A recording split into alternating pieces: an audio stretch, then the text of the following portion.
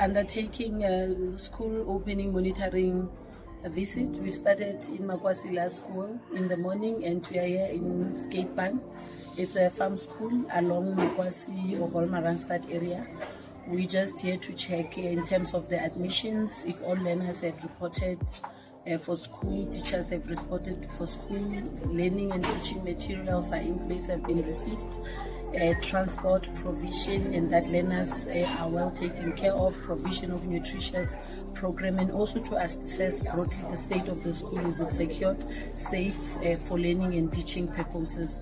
Obviously, there are challenges that we have noted together with my honorable colleague member here, that we will take it up with the relevant department to ensure that we address inadequacies that exist in our schooling system, and obviously each school has its own problems.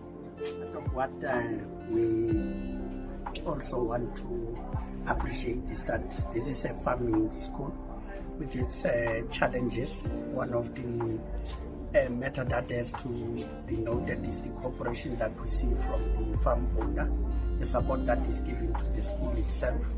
That on the side of government has to be appreciated.